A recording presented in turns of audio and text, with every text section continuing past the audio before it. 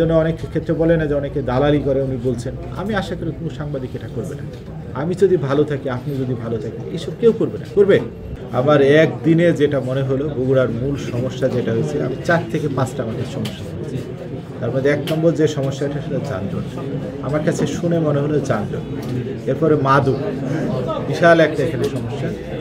এরপরে হলো ওই যে বিভিন্ন কিশোর গ্যাং টাইপের চাকু মারা, একটা সমস্যা আমরা পাইছি। আর সর্বশেষ যে বিষয়টা বললো যে বিভিন্ন মানে থানার যে কার্যক্রমগুলো এখনো পুলিশ শুরু করতে পারেনি। তো আমি চেষ্টা করবো আসলে মাদকের বিরুদ্ধে জিরো টলারেন্স। আমি মাদক বলতে মাদকের বিরুদ্ধে জিরো টলারেন্স। এখন কতটুকু সফল হবে আমি জানি না, সফল নাও হতে পারে। সবাই যে সফল হবে এটা আমি চেষ্টা করবো আসলে। এটা আমার সবচেয়ে, এটা আমার মাদক সবসময় এটা ক্ষতি করে একটা জিনিস, এবং শুধু আপনার ক্ষতি করছে না, আপনার সন্তানের ক্ষতি করছে। এই সন্তান, পরিবার, সমাজ, রাষ্ট্র সব কিছু শেষ করছে। ভবিষ্যৎ প্রজন্ম, মেধা সব কিছু নষ্ট হয়ে যাচ্ছে। এটা হলো মাদক। আর যানজট অবশ্যই খুব বিরক্তিকর একটা জিনিস। যারা যানজটের কবলে পড়ছে তারা দেখছেন আসলে কী জিনিস। হয়তো আমি যানজটটা পাচ্ছি না, কিন্তু আমার মনে হচ্ছে যে এটা যানজটের সময় না। কিন্তু আমি যদি আপনার মতো হয়ে যাইতাম তখন বুঝতাম যে যানজটটা কী জিনিস। সেজন্য আমি আমার কর্মকর্তাদের অনুরোধ করব যে পুলিশের গাড়ি বাদে কিছু সময় হেঁটে যাওয়া, মোটরসাইকেলে যাওয়া বা ইজি বাইকে যাই, সিচুয়েশনটা দেখে ব্যবস্থা নেওয়া। এটা আমি আমার যারা ট্রাফিকে আছে অন্যান্য মানে আমি কাজ করতে চাই, ঠিক আছে।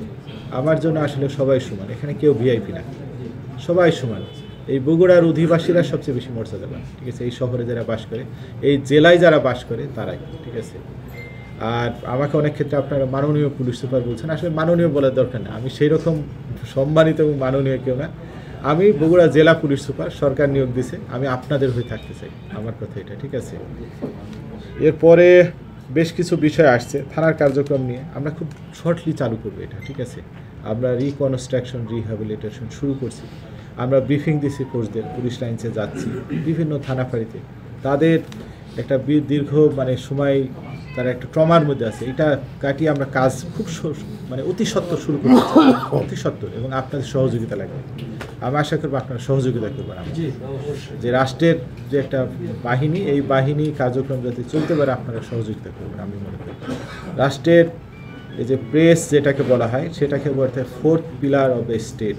রাষ্ট্রের কিন্তু 3টা অর্গানের মধ্যে 4র্থ অর্গান যেটা 4th পিলার, এটাকে বলা হয়। সারা পৃথিবীতে, এখানে না, আপনি আমেরিকায় দেখবেন, শুধু ইউরোপে দেখবেন, সেখানে দামি দামি সব ম্যাগাজিন আছে। সেইগুলোতে যে প্রবন্ধগুলো লেখে সে সারা পৃথিবীব্যাপী কী হয়, তাদের বিশাল একটা মূল্যায়ন হয়, ঠিক আছে।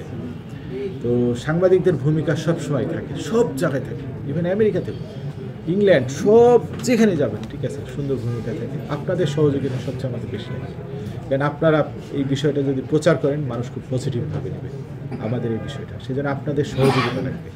আমরা খুব মানে কথা কবে দিতে পারছি না, তবে খুব তাড়াতাড়ি চালু করবো। তা না হলে সমস্যা কি, আমাদের অনেক আত্মীয় স্বজন থানায় যায়, সেবা পাচ্ছে না। জিডি করতে যাচ্ছে, হয়তো আমার আত্মীয় স্বজন ফোন দেয় থানায়, জিডি তার পাচ্ছে না। সেজন্য আমি চাই যে আমার যে সামর্থ্য আছে এটা দিয়ে আমি কাজ শুরু করতে চাই, সেই সামর্থ্য দিয়ে যে ঠিক আছে আমার এত দামি চেয়ার লাগবে না, নর্মাল একটা কাঠের চেয়ার বসে আমি কাজ করতে চাই। মানুষ তো একসময় আমরা কাঠের চেয়ারই তো বসতাম, আমরা যখন পড়াশোনা করছি তখন কি এত সুন্দর সুন্দর চেয়ার পাইছি?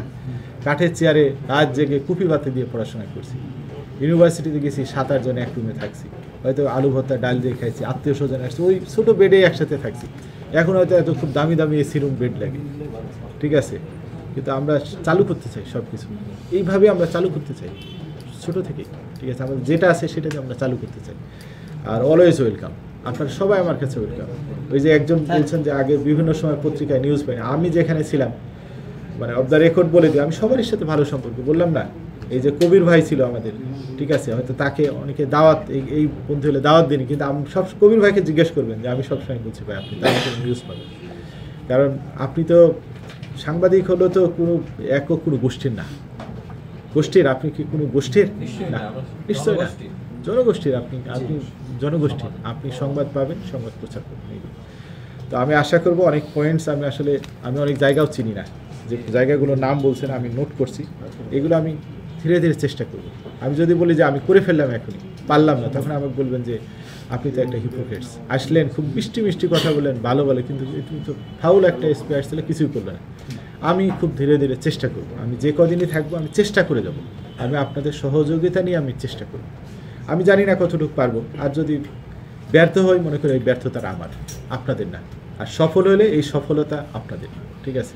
শুধু এইটুকু বলতে চাই। ব্যর্থ হলে মনে করবেন যে ব্যর্থতা আমার, আমি ব্যর্থতা নিয়ে চলে যাবো। আর সফলতা আপনাদের। আমি যদি 2 দিন 5 দিন বা 1 মাস বা 1 বছরও বগুড়ায় থাকি, আমি যে কদিন থাকি কাজ করতে চাই। আমার কথা হলো যে আমি কাজ করতে চাই, আমি চেষ্টা করতে চাই, ঠিক আছে? তো দীর্ঘদিনের সমস্যা আমি সবারই সাথে, এটা আমার একার পক্ষে সম্ভব নয়। আপনি বললেন যে পৌরসভা আছে, জেলা প্রশাসন আছে, ওনারা অনেক স্টেক হোল্ডার আছে, তাদের সাথে আমি কথা বলে আমরা চেষ্টা করবো। আর আপনাদের যে কোনো পরামর্শ মোস্ট ওয়েলকাম, অলওয়েজ ওয়েলকাম। আপনারা আমাদের অফিস, এই অফিস গণপ্রজাতন্ত্রী বাংলাদেশ সরকারি অফিস, মানে জনগণের অফিস। এই অফিস কিন্তু পুলিশ সুপারের অফিস না, এটা জনগণের জন্য অফিসটা করছে। তো জনগণই যদি আইসি সুন্দর পরিবেশে বসতে না পারে, সেবা না পায়, তাহলে সে তো অফিস হলো না, রিপাবলিকের অফিস হলো না, প্রজাতন্ত্র অফিস হলো না। আর আমি তো প্রজাতন্ত্রের কর্মচারী, সংবিধান অনুসারে প্রজাতন্ত্রের আমি কর্মচারী। আমার কাজ হলো জনগণকে সেবা দেওয়া, আমার অফিসারের কাজ হলো সেবা দেওয়া। আমি যদি সেবা দিতে না পারি, প্রজাতন্ত্রের কর্মকর্তা বা হয়ে আমার লাভ কী? আমি নিজে কর্মকর্তা ভাবলাম, আসলে তারা আমার যে অ্যাসাইন দায়িত্ব, আমি অ্যাসাইন দায়িত্বটা পালন করতে চাই। তা আপনাদের সকলের সুস্বাস্থ্য দীর্ঘায়ু কামনা করছি। আপনারা সবাই ভালো থাকবেন, পারিবারিকভাবে, আপনারা সামাজিকভাবে সবাই সুস্থ থাকবেন, এই আশাবাদ ব্যক্ত করছি। আর আমি আবারও আপনাদের কাছে ক্ষমা চেয়ে নিচ্ছি, কারণ আমি সবাইকে বসতে দিতে পারিনি। আমি বসে কথা বলছি, কিন্তু আপনারা বসতে পারেননি, দাঁড়িয়ে আছেন অনেকক্ষণ। আপনারা আসছেন এখানে আমাদের ডাকে সাড়া দিয়ে, সেজন্য আমি আপনাদের প্রতি কৃতজ্ঞ থাকলাম। এবং এর পরবর্তীতে যখনই আপনারা এদিকে আসবেন, আমি অফিসে না থাকলে অফিস দেখে যাবেন, আপনাদের অফিস। আমি সবসময় বলি যে পুলিশ অফিসটা আমার না, আপনাদের অফিস। এই অফিসের টেক কেয়ার করার দায়িত্ব আপনাদের, ঠিক আছে? আপনার অফিস আপনি দেখে যাবেন। সেজন্য অনেক ক্ষেত্রে বলে না যে অনেকে দালালি করে, উনি বলছেন। আমি আশা করি কোনো সাংবাদিক এটা করবে না। আমি যদি ভালো থাকি, আপনি যদি ভালো থাকেন, এইসব কেউ করবে না। করবে? কখন করবে না? এখন যে ফাঁড়ির আইসি, সে যদি মাদক ব্যবসায়ীর সাথে আড্ডা দেয়, আসলে তো উচিত না, এগুলো তো করা উচিত না, গ্রহণযোগ্য না, এগুলো বন্ধ হবে।